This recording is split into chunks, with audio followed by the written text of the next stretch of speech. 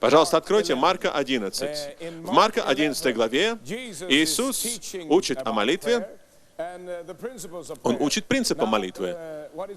То, что происходит в 11 главе Марка, ты можешь это найти здесь, но также в 21 главе Матфея. 21 глава Матфея подробнее описывает контекст происходящего, когда Иисус проклинает смоковницу и учит о силе молитвы, о силе исповедания и о том, что Бог всегда ответит на наши молитвы. Давайте скажем «всегда». Аминь. Если вы смотрите нас сейчас, и вы еще не знаете или никогда не переживали силу в ответе на молитву, Святой Дух хочет, чтобы вы открыли свое сердце и слушали очень внимательно. Может быть, у вас нет Библии. Не сейчас, но потом сходите и купите Библию.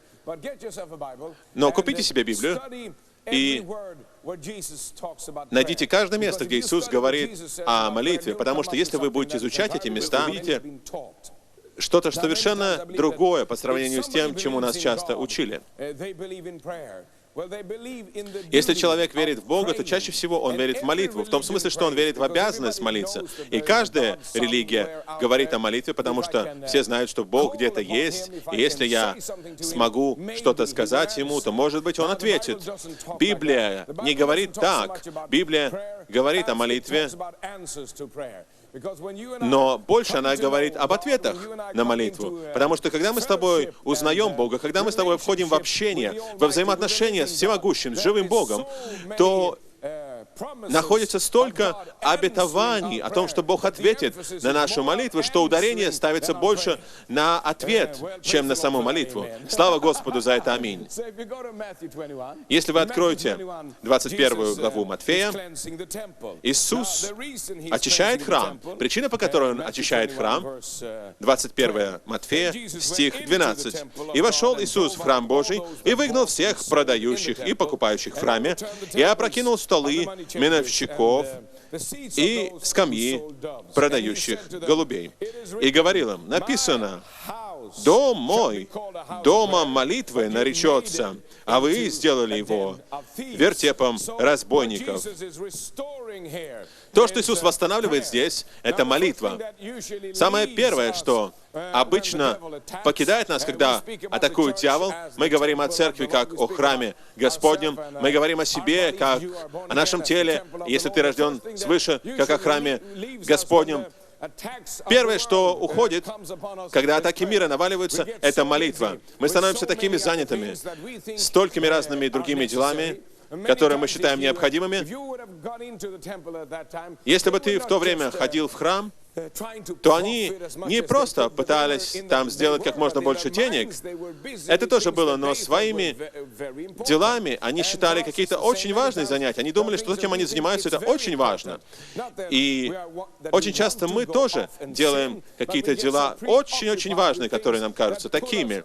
Не то, что мы хотим идти грешить, но мы настолько заняты, что все это утягивает, уводит нас от молитвы. И здесь Иисус увещает, дисциплинирует людей, и называет храм в первую очередь домом молитвы. Это дом молитвы для всех народов. Бог хочет, чтобы церковь была домом молитвы. Это означает, что когда ты приходишь в церковь, то это самое первое не развлечение.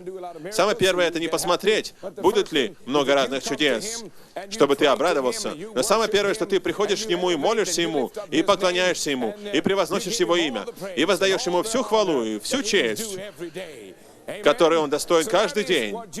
Вот, что Иисус восстановил здесь. На самом деле, Иисус здесь выбрасывает все мирские обычаи и возвращает.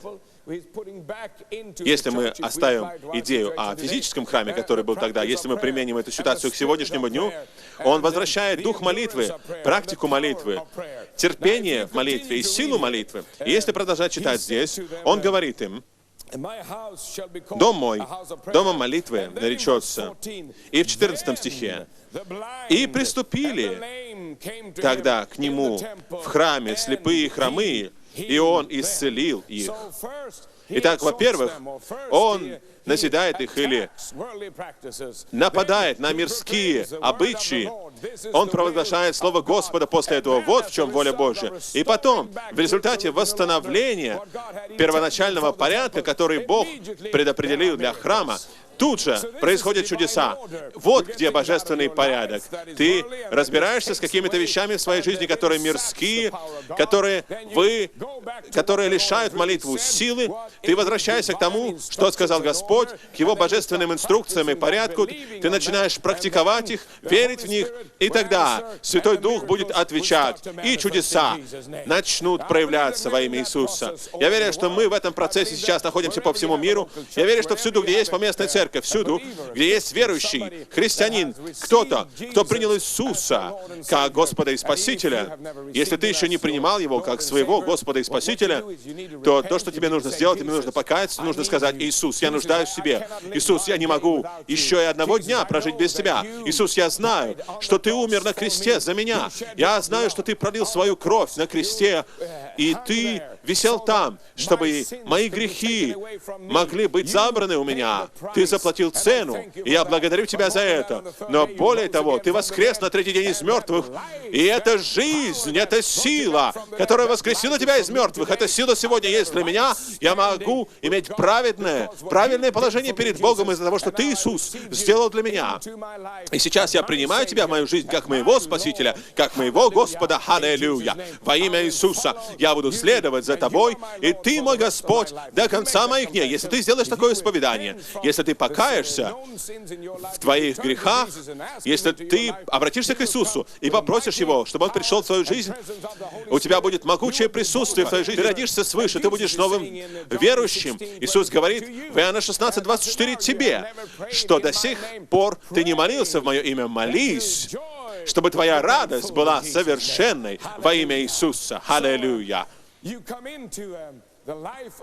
Итак, ты входишь в жизнь молитвы в результате рождения свыше и приобретения правильного положения перед Отцом, благодаря праведности Божьей во Христе Иисусе. Это платформа, на которой ты стоишь. И когда ты стоишь на этой платформе, когда ты оправдан во Христе Иисусе, не твоей праведностью, но Его праведностью, не твоими добрыми делами, но Его добрым делом. Аминь. На этом основании и в этом положении, как рожденный свыше верующий, ты стоишь, тогда ты имеешь все права в мире, чтобы молиться. Давайте быстренько вернемся в 5 главу послания Иакова, потому что там Иаков говорит об одном праведнике. Мы уже говорили сейчас о храме, что Иисус вернул в храм праведность Божью. Он очистил храм от неправедности, и Он вернул туда праведность. На самом деле, на кресте Иисус изгнал неправедность, и Он провозгласил и привел в действие праведность Божию. Для этого Он умер, чтобы праведность могла быть возвращена во свет. И на этом основании мы можем стоять и молиться, и более того, мы можем получать ответы на молитву во имя Иисуса. Ты здесь сегодня утром? Аминь. В Иакова 5 главе,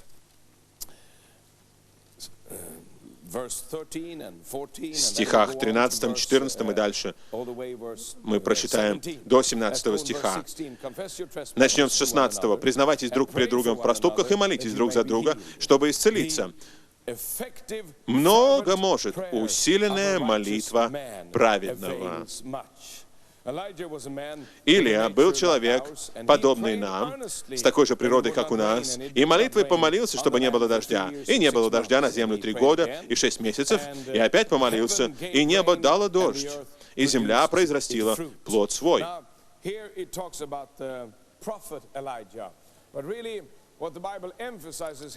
Здесь говорится о пророке Илии, но на самом деле, на что Библия делает ударение, не на то, что он был пророк, хотя он и был пророк, но на то, что он был человек в точности такой же, как ты и я. Здесь Святой Дух подчеркивает не то, что он был такой особенный, не то, что он имел такое особенное помазание, что всякий раз, когда открывал рот, Бог моментально отвечал. Не на это здесь в Иакова 5 делается акцент, но акцент на то, что он был точно такой же, как мы с тобой. Что это значит? Это значит, что Бог имеет желание отвечать на каждую молитву каждого верующего.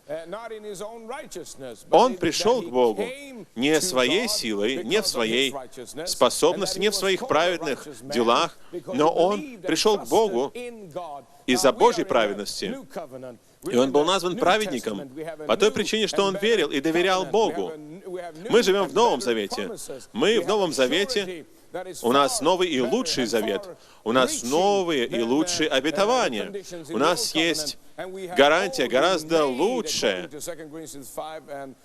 и более богатая, чем в Старом Завете. И мы все, в соответствии со 2 Коринфянам 5:21, были сделаны праведностью Божьей во Христе Иисусе.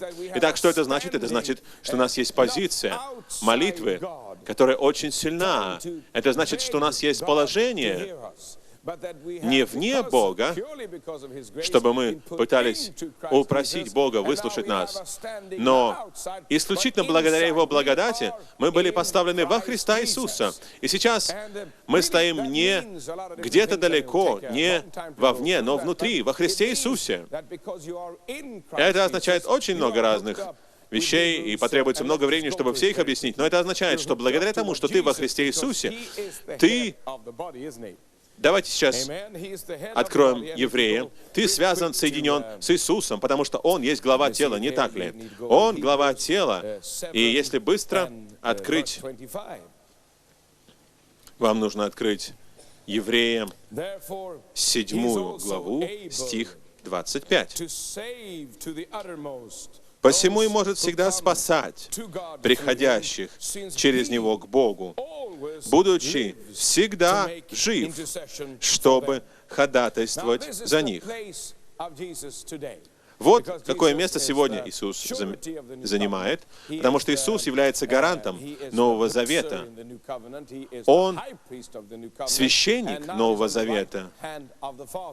И сейчас Он по правой руке от Отца. И то, что вы слышали вчера, Он наш самый главный ходатай. Из-за того, что Он сделал для нас, сделал на кресте для нас, и на протяжении также всей своей земной жизни, но благодаря кресту мы знаем, что Бог всегда отвечает на каждую молитву, которой молится Иисус. Очень часто мы думаем, что Он на небе молится за нас, и, конечно, это Он и делает, Он наш ходатай, но Он также является главой тела. И тело — это тело Христа. Это значит, что если Он молится, то включается в это все тело. Мы знаем, что голова на небе, но тело здесь, на земле, и мы — тело Христа. Это значит, что Дух Иисуса от главы церкви или от божества будет изливаться или будет отдавать молитвы Иисуса, чтобы тело молилось. Вот почему в Римлянах 8 главе говорится о том, что когда мы не знаем, о чем молиться, то Святой Дух придет нам на помощь и будет молиться через нас, в нас и через нас, чтобы Святой Дух направил нашу молитву, чтобы глава, ходатай на небе молился за нас, и мы знаем, что Он всегда получит ответ на свои молитвы. И Он будет молиться не просто за нас, но также через нас, через силу Святого Духа. Так что, когда мы с тобой ведомы Духом, и когда мы в правильном положении из-за праведности Божьей во Христе Иисусе, которая была нам дана, из-за крови Иисуса Христа, которая очистила нас, если мы покаялись в наших грехах, и если мы имеем желание быть ведомыми Духом Святым, то Святой Дух может молиться через нас Его совершенными молитвами. И когда Святой Дух молится молитвами Иисуса через нас, которые здесь на земле, то Отец ответит на эти молитвы, и мы получим ответ на каждую молитву, которой мы когда-либо молимся во имя Иисуса. Это может показаться невероятным, чтобы каждая молитва наша была отвечена, но давайте откроем снова Иоанна 16 главу. Это для вас, чтобы вы ободрились в вашем сердце, в вашем духе, что вы не просто молитесь понапрасну, что вы не просто говорите какие-то слова или бормочете какие-то написанные молитвы, как бы вас не учили раньше молиться, но что ваше сердце, когда идет к Богу, ваше сердце на самом деле касается Божьего сердца. И благодаря имени Иисуса Бог гарантирует вам ответ на ваши молитвы. Когда я говорю такие слова, может быть, вы начинаете нервничать, некоторые люди начинают нервничать. Но давайте разъясним это утверждение, чтобы никто не нервничал. Я не хочу, чтобы вы нервничали, я хочу, чтобы вы радовались. Ты говоришь, Бог не на каждую молитву отвечает. Все зависит от того, что мы имеем в виду. Если мы вне общения с Богом, если мы в грехе, если мы продвигаем свои собственные амбиции и цели, конечно, Бог это не благословит. Вот зачем Иисус очистил храм.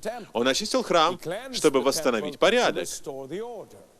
И когда порядок был восстановлен, и когда храм стал тем, чем он должен был быть, домом молитвы или домом общения с Господом, тогда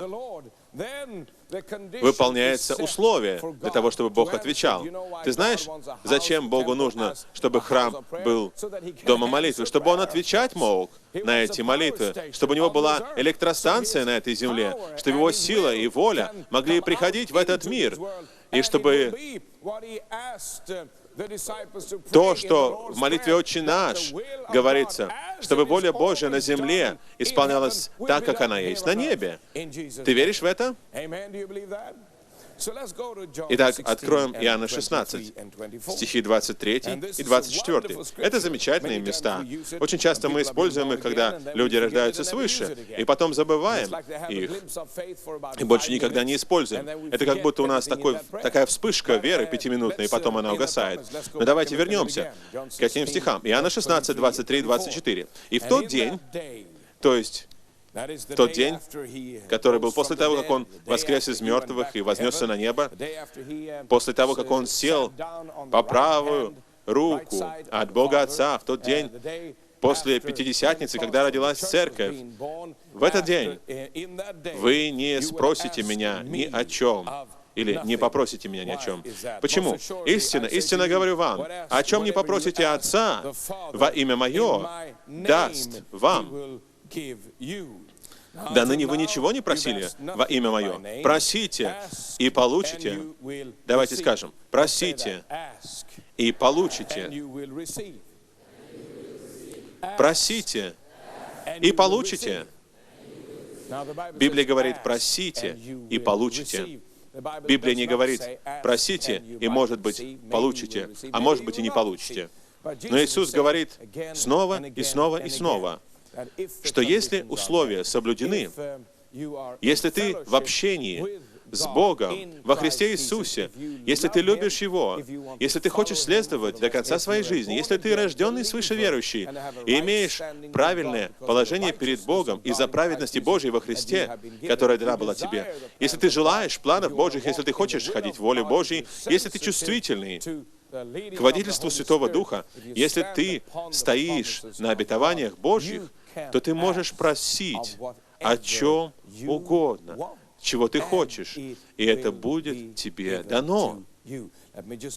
Позволь дать тебе еще одно место из Библии. В 15 главе Иоанна, в 7 стихе, Иисус говорит об этом так. «Если пребудете во мне», это ключ, это условие. «Если пребудете во мне, и слова мои в вас пребудут», это второе условие, которое есть. Ты имеешь общение с Иисусом, и Его Слово в тебе. То, чего не пожелаете, просите, и будет вам. И будет вам. Святой Дух хочет бросить тебе вызов. Он хочет бросить тебе вызов в том, что Бог на самом деле сверхъестественно, чудесным образом ответит на твои молитвы. И твое сердце должно вострепетать и сказать: Бог, я верю, что Ты ответишь на каждую молитву, которая у меня есть. Может быть, ты был воспитан в религиозной семье. Я слышу, как у кого-то в голове что-то происходит, когда они слышат это. И, может быть, твои мысли говорят тебе: не может быть, что все так было легко. Да, все так легко, все так просто. Иисус сказал не в одном месте, а снова и снова и снова Он говорил. И то, что бросает тебе вызов, это поверить в то, что если ты живешь с Ним, если ты отдал свою жизнь Ему, то Он восстановит храм, Он станет домом молитвы, и чудеса начнут происходить во имя Иисуса. До сих пор вы ничего не просили, Он говорит, в Мое имя просите, и вы получите, чтобы радость ваша была совершенной, то есть полной. Давайте протянем наши руки к камере. Спасибо, Отец. Здесь так много людей, и их радость не полна. Очень многие люди, которые, может быть, в расстройстве, которые, может быть, взволнованы, может быть, в их жизни есть грехи. И, Отец, мы благодарим Тебя за силу и присутствие крови Иисуса. Прямо сейчас, во имя Иисуса, мы просим, Отец, чтобы они применили кровь, чтобы они призвали Тебя. Прямо сейчас призови имя Иисуса. Если ты призовешь Его имя, то Библия говорит, что ты будешь спасен. И поэтому прямо сейчас призови Его имя, имя Иисуса, и Господь введет тебя во что-то чудотворное, чудесное. Он покажет тебе из Писания, что Бог задумал ответить на каждую молитву, которой ты молился. Если ты сообразуешь свою молитву с волей Божьей, если ты не знаешь точно, какова воля Божья, то ты попросишь мудрости, и тогда ты будешь молиться по воле Божьей, и тогда мудрость придет к тебе, и во имя Иисуса Бог ответит на твои молитвы. И весь народ сказал: Аминь, аллилуйя.